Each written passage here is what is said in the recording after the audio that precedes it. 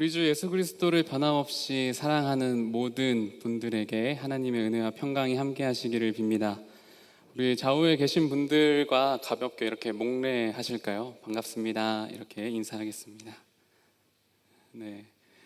아마 오늘 성경 봉독에 문제가 있어서 당황하셨을 수도 있는데 또 이런 게 묘미지 않나 싶은 생각이 듭니다. 아마 방송실에 항상 분주하게, 사실 제가 너무 늦게 넘겨줘가지고 항상 그런 거거든요.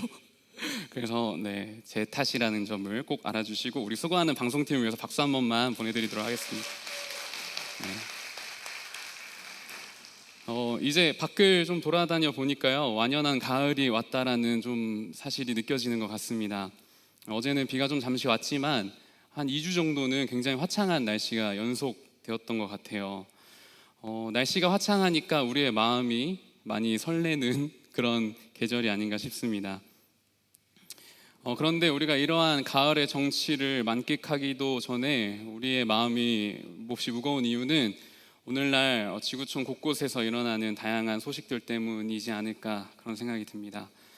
모두들 아시겠지만 팔레스타인 가자 지구인 하마스와 이스라엘의 전운이 감돌더니 결국 하마스가 아무런 예고도 없이 이스라엘 국민들을 무차별 살육하였고, 또 이스라엘은 언제나 그랬듯이 강력한 보복을 예고하며 또 최후 통첩을 한 상태입니다. 주변국들 또한 전쟁에 가세할 기미가 보이자 주변 언론들은 또 5차 중동 전쟁이 일어나는 것이 아니냐, 그런 우려의 목소리가 나오고 있습니다. 전쟁이 심화되고 있다는 말은 무고한 사람들이 계속해서 죽어갈 것이라는 이야기이기도 합니다. 그리고 이미 현재까지 집계된 사상자만 제가 검색해 본 바로는 3,500여 명이 벌써 사망하였다라는 소식을 듣게 됐습니다. 추수감사절인데 감사하기 참 어려운 때인 것 같습니다. 전쟁을 먼 발치에서 지켜보는 우리는 이 단순한 전쟁이라고 단순히 그냥 전쟁이라는 한 사건으로 이해하기 쉽습니다. 그래서 3,500명의 사상자가 마치 한 사건처럼 느껴지시죠? 그런데 실제로는 그렇지 않습니다. 사라진 생명 하나하나가 하나의 사건입니다. 그래서 우리는 지금 5,300번의 참담한 사건을 목도하고 있는 것과 다름이 없습니다. 하루빨리 전쟁이 멈춰야 합니다. 그리고 우리나라를 포함해서 주변 국가들은 전쟁을 막을 방법을 속히 찾아가야 할 것입니다. 또 그렇게 할 수 있도록 우리 그리스도인들이 평화의 목소리를 계속해서 이야기하고 높여야 합니다. 부디 하나님께서 오늘의 이 상황을 긍휼하게 여기시어서 전쟁을 그쳐주시고 꺼져가는 모든 영혼들을 주님께서 속히 구원하여 주시기를 빕니다.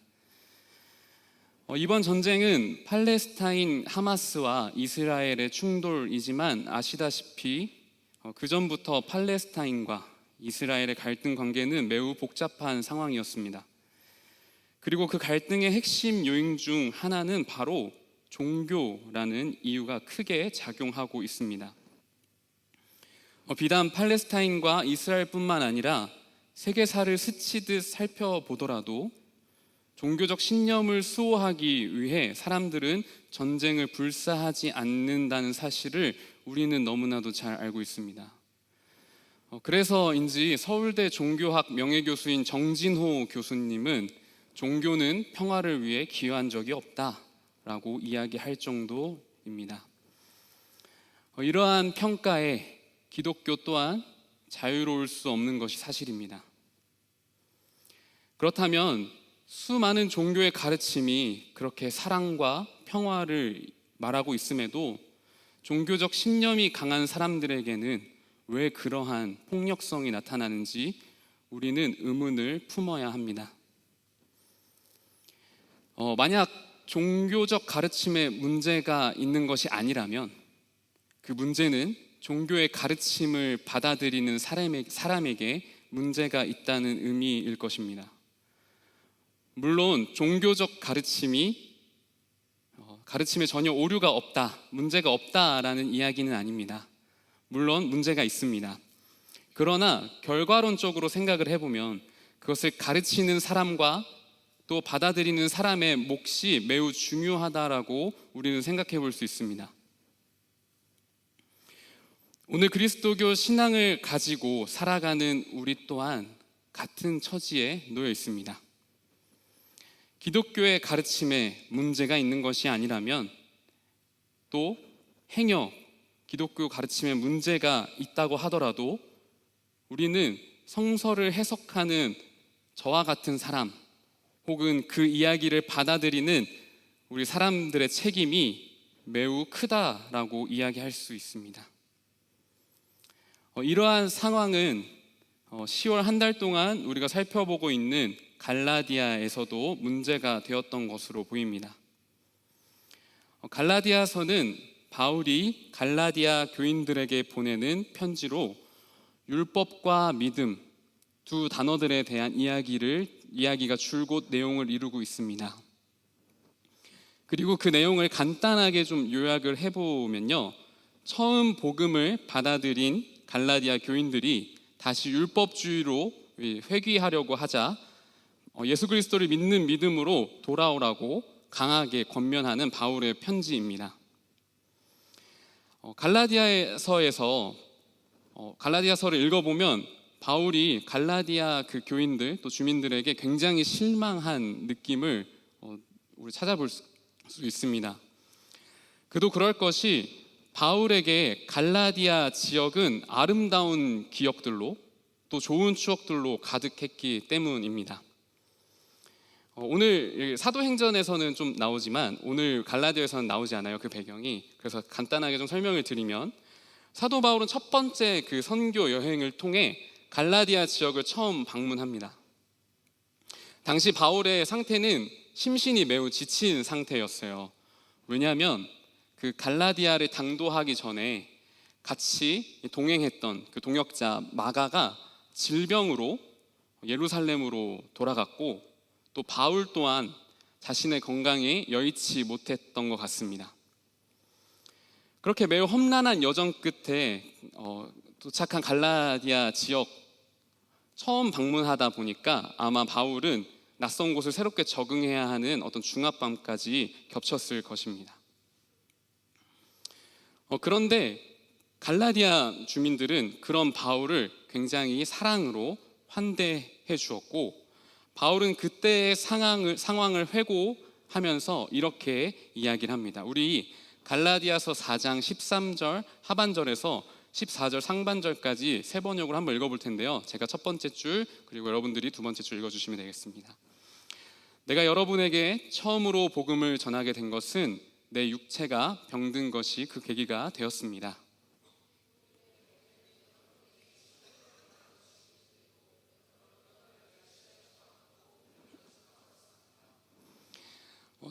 자신의 연약함을 잘 품어주었던 갈라디아 사람들에게 감동했던 사도 바울은 그리스도의 복음을 선물과 같이 그들에게 전달합니다.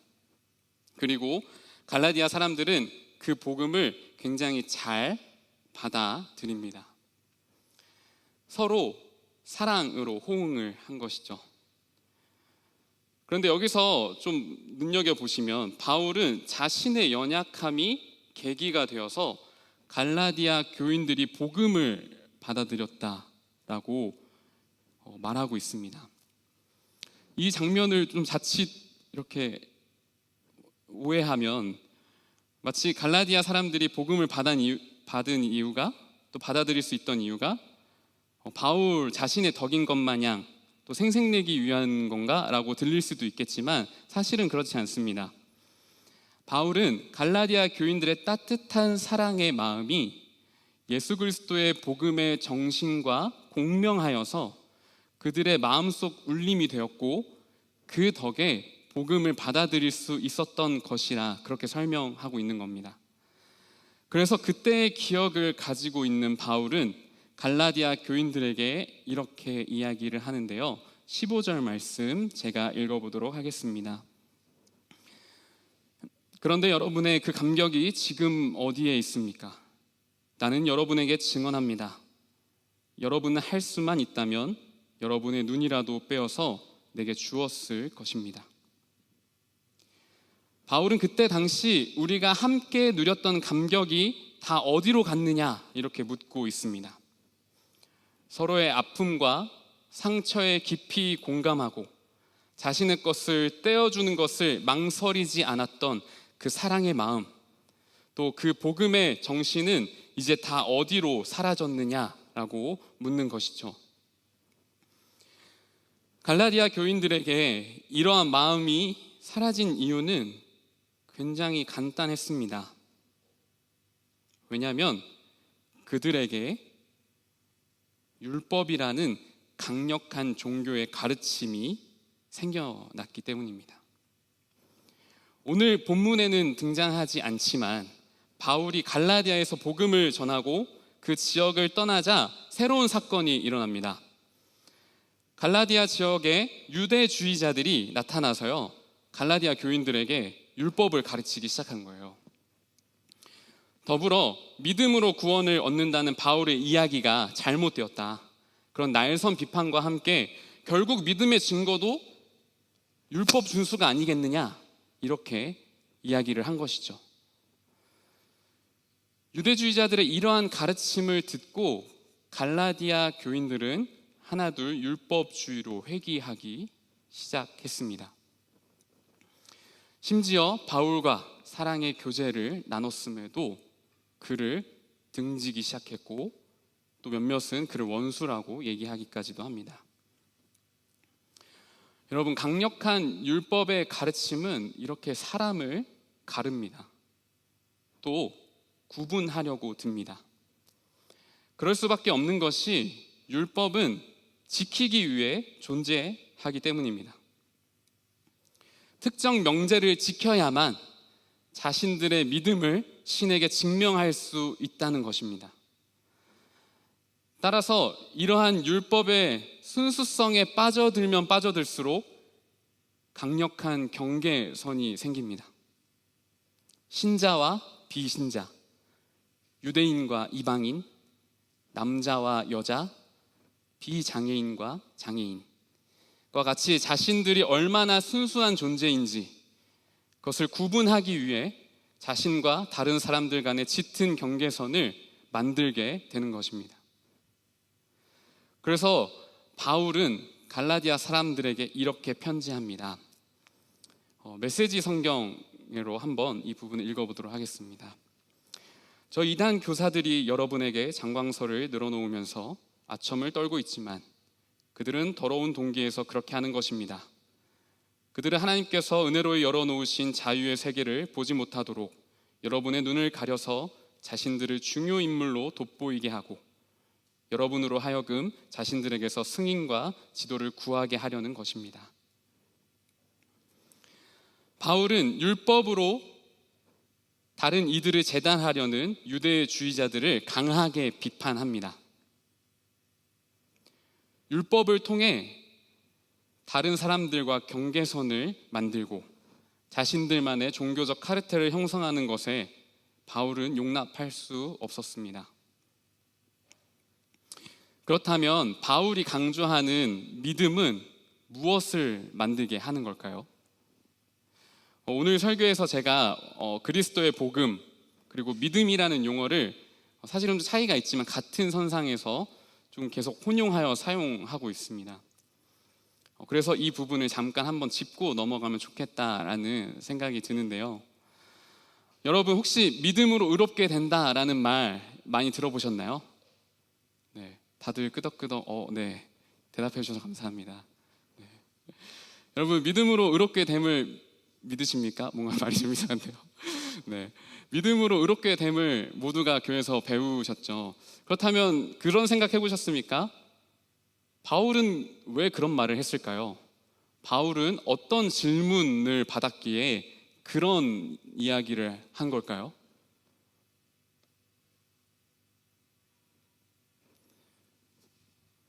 네, 속으로 다 지금 생각하고 계신 것 같습니다. 그 질문을 제가 좀 오늘날 우리가 이해하기 좋게 좀 바꿔본다면 이러한 질문이었습니다. 교회에 속할 수 있는 존재는 누구입니까?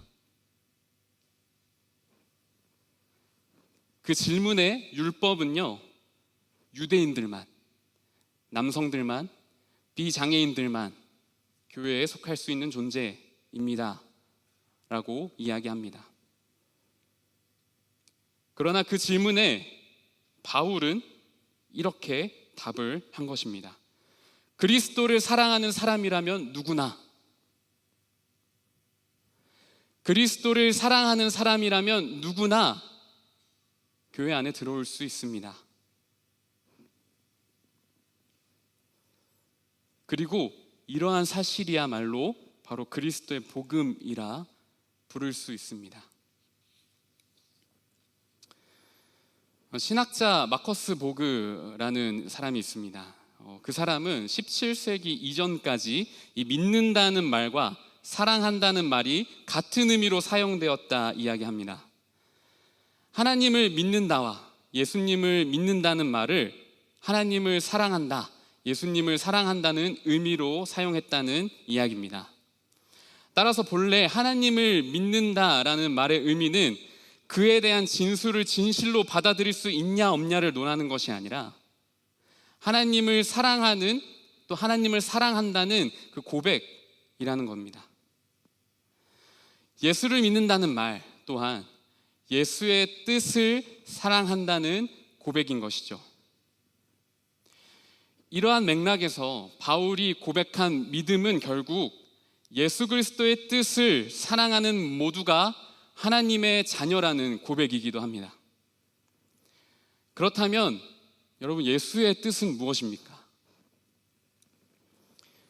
예수의 뜻을 두 문장으로 정리한 성서의 구절이 있습니다. 우리 요한복음 15장 12절 말씀 세 번역으로 여러분들과 함께 읽도록 하겠습니다. 시작. 내 계명은 이것이다. 내가 너희를 사랑한 것과 같이 너희도 서로 사랑하여라. 아멘. 그리스도를 믿는다는 것은 예수를 사랑하는 것이고 그의 뜻을 사랑한다는 말입니다. 그리고 예수의 뜻은 예수님께서 그러하셨던 것처럼 서로를 사랑하라는 말씀이죠. 결국 이 말은 돌고 돌아서 예수가 우리에게 사랑하면서 살아가라 말씀하는 셈입니다. 바울이 말하는 믿음 또한 하나님이 너희를 사랑한 것 같이 너희도 서로 사랑하면서 살아가라. 편을 가르고 서로 누가 잘났는지 구분하면서 사는 것이 아니라 서로를 용납하고 포용하며 사랑하기를 힘쓰며 살아가라고 말하고 있다는 것입니다. 그런데 오늘 그리스도인들은 믿는 것은 참 잘하지만 사랑하는 것은 굉장히 어색하고 불편해하는 것 같습니다. 따라서 우리는 각자 자신에게 믿음이라는 것이 어떠한 의미를 가지고 있는지 의문을 던져보아야 합니다. 많은 사람들이 결코 흔들리지 않고 하나님에 대한 진술을 사실로 받아들이는 것을 믿음으로 생각합니다. 믿음을 지키기 위해 기독교인들은 말씀을 열심히 읽고 또 기도를 하고 열정적으로 찬양을 부릅니다. 그러다 보면 어느 순간에 이러한 것을 잘 수행하는 것이 하나님을 잘 믿는 것이라고 생각합니다. 그런데 곰곰이 생각해 봅시다. 이것이 율법과 다른 것이 무엇입니까? 자신을 지키기 위한 수단으로만 하나님을 믿고 자신을 지켜내기 위해 상대방과 거리를 두는 신앙이라면 대체 사랑하라는 하나님의 뜻은 어디서 찾을 수 있는 것입니까? 바울은 갈라디아 교인들에게 이렇게 말합니다. 18절 세 번역입니다. 그들이 좋은 뜻으로 여러분에게 열심을 낸다면 그것은 내가 여러분과 함께 있을 때뿐만 아니라 언제든지 좋은 일입니다. 바울이 유대주의자들의 가르침, 그것이 선한 의도로, 그래서 너희가 그 선을 행할 수 있다면 자신이 있건 없건 좋아했을 것이다, 이렇게 이야기합니다. 그 의미를 조금 더 생각해 보면요, 율법의 가르침을 통해서든 그리스도를 믿는 믿음이든 간에 결국 하나님의 뜻을 사랑하고 그 선을 행할 수 있다면 사도 바울은 자신 또한 즐거워했을 것이다, 이렇게 이야기하는 겁니다. 여러분, 그 믿음이라는 말 또한 우리는 충분히 율법처럼 사용할 수 있습니다. 말씀을 읽고 기도를 하고 찬양하는 것을 마치 믿음의 증표로 여겨서 자신 스스로 잘 믿고 있다 생각하고 계시다면 그것은 크나큰 오해입니다. 왜냐하면 믿음은 사랑하는 것이기 때문입니다. 사랑의 모습이 없다면 그러한 것들은 아무런 소용이 없습니다. 믿음을 지키는 문제는 여러분들이 사랑하고 있는가에 대한 문제입니다. 저는 교회에 믿음을 지키기 위해 고군분투하는 많은 사람들을 보면서 자라왔고 또 여전히 그렇게 보고 있습니다. 매일같이 교회에 살면서 하나님의 뜻을 애타게 구하는 사람들을 정말 많이 봤습니다. 그러한 분들을 보면 여전히 대단하고 또 마음 한편으로는 존경하는 그런 마음이 있습니다. 그러나 간혹 그런 열심 있는 분들 중에 다른 사람들에게 상처를 주는 사람도 참 많이 봐왔습니다. 그들은 스스로가 하나님을 믿는 믿음으로 산다고 하면서 자신과 세상을 계속해서 분리해가고 다른 사람들에게 여러 율법의 잣대를 들이밀면서 그들을 평가하기 좋아하고 재단하기를 좋아하는 수많은 장면들을 많이 봐왔습니다. 어쩌면 사람들은 율법 아래에 있는 것을 더 좋아하는 게 아닐까라는 생각이 들 정도입니다. 왜냐하면 율법은요, 편리합니다. 다른 사람과의 차별된 기준이 생길 때 우리는 거기서 오는 안도감과 우월감을 느낍니다. 그래서 우리는 외적인 형태로 계속 신앙을 점검하려고 합니다. 그러나 다른 사람들도 자연스럽게 판단하기 시작하고 어느 순간 남들을 가르치려고 하죠. 그러나 여러분, 우리는 알아야 합니다. 우리가 함께 모여서 예배하고 기도하고 말씀을 읽고 찬양하는 것은 모두 하나님의 뜻을 헤아리기 위함입니다. 나아가 타자의 마음을 헤아리기 위함이고 내 모습을 헤아리기 위함입니다. 우리는 그 사실을 결코 잊어버려서는 안 됩니다. 우리가 여기에 모인 이유는요, 사랑을 시작하기 위해 모여 있다라는 사실을 결코 잊어서는 안 됩니다. 그렇다면 우리 이런 질문이 들 것 같아요. 우리가 사랑을 시작하기 위해서 무엇을 또 어떻게 하면 좋을까요? 아까 전에도 이야기했지만 오늘날 우리 그리스도인들은 믿는 것은 좀 잘하지만 사랑하는 것은 어색하다, 그렇게 말씀드렸습니다. 왜 그럴까 좀 곰곰이 생각을 해봤는데 사랑에도 조건이 있다라고 생각하기 때문이지 않을까 싶습니다. 이것이 저는 한국 사회의 문제와도 밀접한 연관이 있다라고 생각이 드는데요.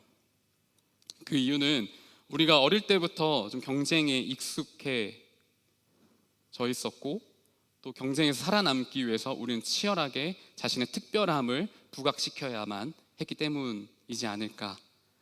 그래서 내가 사랑받으려면 무언가 내가 특별한 장점 그래도 하나는 갖고 있어야 되지 않나 라는 그런 생각을 하면서 살고 있기 때문이 아닐까 싶습니다. 그리고 그것들이 은연중에 계속해서 나오는 것이죠. 여러분, 심지어 기독교인들이 사도 바울을 볼 때도 그렇지 않습니까? 바울이 정통 유대인이자 로마 시민권이자 가말리아 학파에서 공부한 지식이라는 그 이력을 가지고 있음에도 불구하고 예수를 따른다는 그 조건적 사실이 그를 더 특별하게 만드는 거 아닙니까? 그렇다면 우리 스스로는 어떠한 조건을 충족해야 또 사랑받고 사랑할 수 있는 걸까요?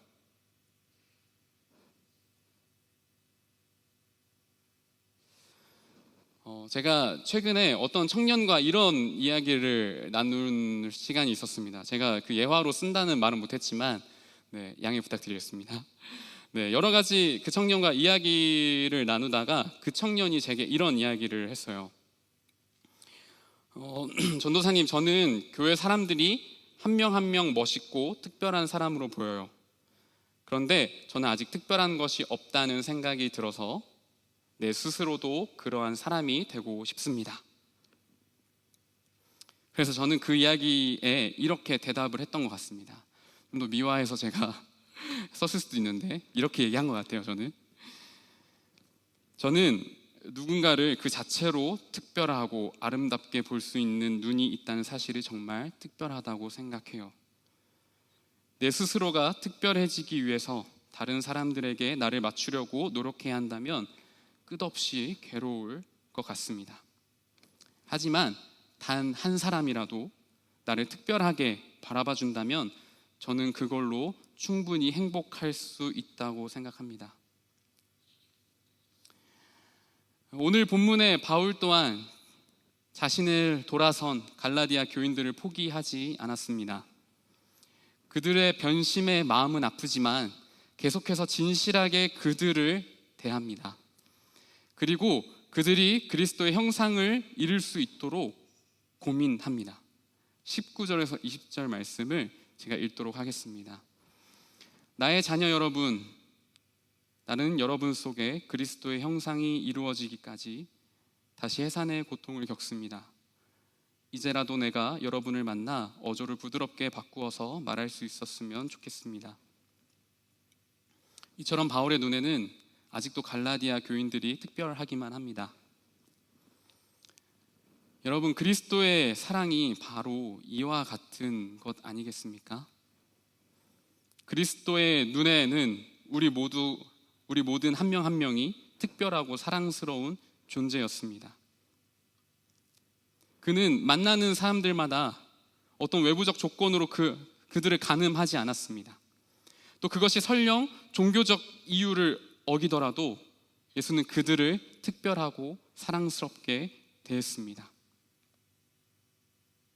예수님께서는 만나는 모든 이들 한 명 한 명을 특별하고 소중하고 진실하게 여긴 것입니다. 그런 의미에서 사랑을 시작한다는 것, 그리고 사랑을 시작하는 그 방법은 무언가 대단한 것을 해야 되는 것이 아닐 수 있습니다. 어쩌면 사랑하기 위해서 엄청난 것을 감내해야 되는 것이 아닐 수 있습니다. 사랑은 어떤 대단한 조건을 갖춰야 하는 것도 아니고 무언가 많은 것을 투자해야 시작할 수 있는 그런 것도 아닙니다. 그저 누군가를 있는 그대로 보려는 그 마음이, 상대방을 미루어 짐작하지 않는 그 생각이, 한 사람 한 사람 진실하게 보려는 태도와 우리 주변을 천천히 또 느긋하게 지켜볼 수 있는 힘이야말로 사랑의 시작인 것입니다. 사랑하는 광성교회 청년 여러분, 부디 여러분들은 참 사랑을 이루면서 살아가시기를 바랍니다. 누군가를 미워하고 판단하고 또 재단하는데 우리의 세월을 쓰기에 너무나 아깝지 않습니까? 우리의 시간은 누구를 사랑하고 포용하며 환대하며 살기에도 너무나 부족한 시간이지 않겠습니까? 하나님을 믿으시는 여러분들은 예수님의 뜻을 사랑하며 살아가시기를 진심으로 바랍니다. 그리고 여기 계신 모든 분들이 그리스도의 형상을 닮아 사랑하며 살아가는 아름다운 인생이 되시기를 진심으로 기도하겠습니다. 오늘 주신 말씀을 기억하면서요, 잠시 잠잠히 기도하도록 하겠습니다. 우리 주신 말씀 기억하며 함께 기도합시다.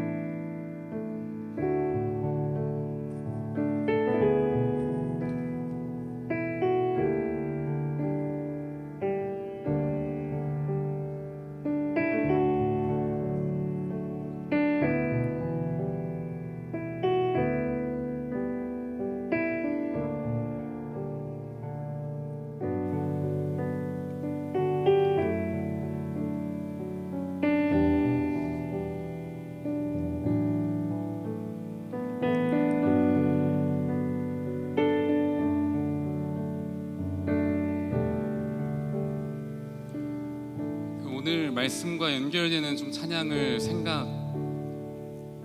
생각해보다가요, 오랜만에 이 찬양이 생각이 났습니다. 여러분들도 잘 아시는 찬양일 텐데요, 가사를 제가 한번 읽어드리도록 하겠습니다. 사랑의 주님이 날 사랑하시네, 내 모습 이대로 받으셨네. 사랑의 주님이 날 사랑하시듯 나도 너를 사랑하며 섬기리. 우리 이러한 가사를 마음 담아 함께 찬양하도록 하겠습니다. 우리 함께 찬양하겠습니다. 사랑의 주님이, 사랑의 주님이 날 사랑하시네, 내 모습 이대로 받으셨네. 사랑의 주님이 날 사랑하듯이 나도 너를 사랑하며 섬기리. 우리 한 번 더 고백하겠습니다. 사랑의 주님이, 사랑의 주님이 날 사랑하시네, 내 모습 이대로, 내 모습 이대로 받으셨네. 사랑의 주님이 날 사랑하듯이 나도 너를 사랑하며. 우리 두 손을 가슴에 얹고 우리 이 가사를 마음 깊이 새겨봅시다. 사랑의 주님이, 사랑의 주님이 날 사랑하시네, 내 모습 이대로 받으셨네. 아멘. 사랑의 주님이 날 사랑하듯이 나도 너를 사랑하며 섬기리. 우리 이 상태로 함께 기도하실 때요, 하나님이 우리를 사랑의 눈으로 특별하게 바라보고 계시다는 사실을 기억하며 기도합시다. 어쩌면 우리의 삶이 힘들고 어렵다고 느끼는 이유는 다른 사람들의 눈동자에 비치는 내 모습이 볼품없어 보이기 때문일지도 모르겠습니다. 하나님의 시선에 여러분들 한 명 한 명은 소중하고 아름다운 존재입니다. 우리 그 사실을 잊지 맙시다. 오늘 우리에게 여전히 따뜻하고 사랑스러운 시선을 보내시는 하나님의 마음을 헤아리며 이 시간 함께 기도하도록 하겠습니다. 기도합시다.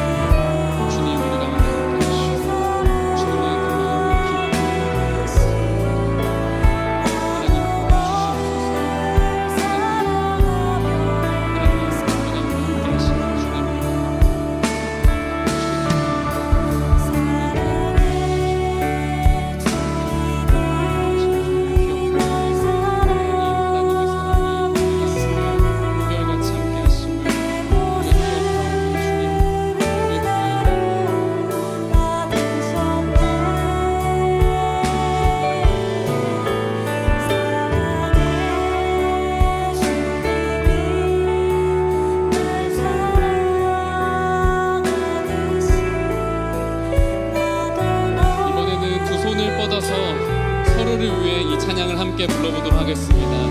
사랑의 주님이 널 사랑하시네. 사랑의 주님이 널 사랑하시네. 널 사랑하시네. 내 모습 이대로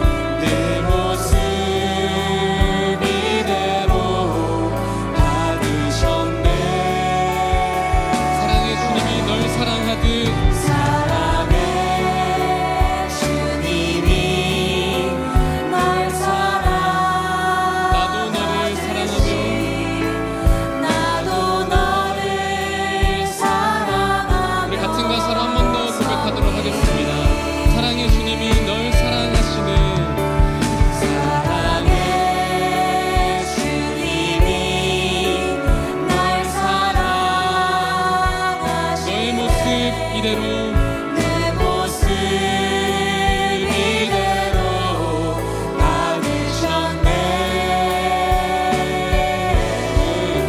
사랑의 주님이 날 사랑하듯이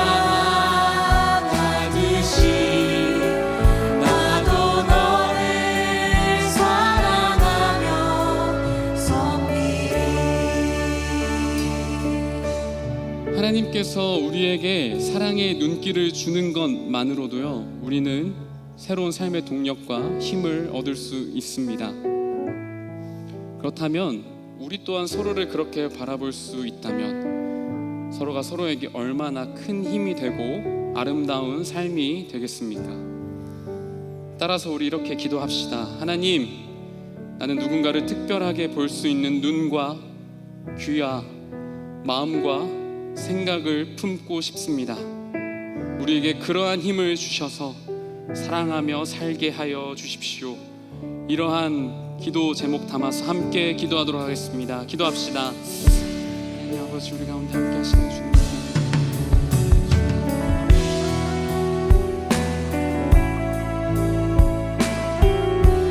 서로를 사랑할 수 있는 마음이 고득할 수 있게 도와주십시오. 하나님, 누군가를 특별하게 바라볼 수 있는 힘이 우리 안에 있게 하여 주십시오. 하나님, 우리가 남들을 미워하고 시기하고 질투하는 삶을 떠나서 서로를 용납하고 사랑하는 그 아름다운 삶을 꿈꿀 수 있도록 주님 우리를 인도하시고 붙들어 주십시오. 하나님, 우리가 주님의 뜻을 따라 살아가기를 소망하오니 주님, 우리 가운데 함께 하실 주님을 기대합니다. 하나님, 우리가 주님의 말씀을 따라 또 주님을 믿사오니 또 주님을 사랑하오니 주의 말씀 따라 주님의 그 하나님의 뜻을 따라 우리가 서로를 사랑하고 또 서로를 아끼고 격려하며 살아갈 수 있게 주님 날마다 빚어가 주시고 또 우리 안에 그 힘들이 계속해서 일어날 수 있도록 주님 도와주십시오. 주님께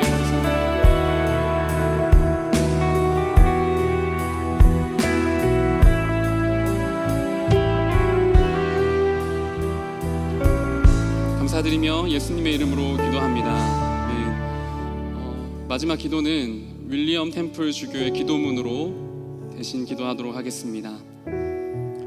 오 사랑의 주님, 우리에게 사랑을 주소서. 우리의 생각 속의 사랑을, 우리의 말 속의 사랑을, 우리의 행위 속의 사랑을, 그리고 우리 영혼에 감춰진 곳들 안에 사랑을 주소서. 우리가 참기 힘든 사람들을 사랑하게 하시고 또 우리를 참기 힘들어하는 사람들을 사랑하게 하소서. 우리와 함께 일하는 사람들을 사랑하게 하시고 우리와 함께 쉬는 사람들을 사랑하게 하소서. 그리하여 마침내 우리가 당신과 함께 거하기에 합당한 자들이 되게 하소서. 예수님의 이름으로 기도합니다. 아멘.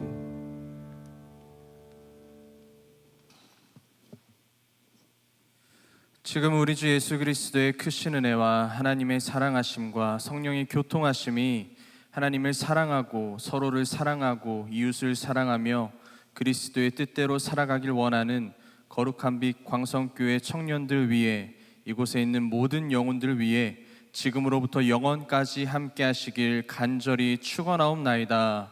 아멘.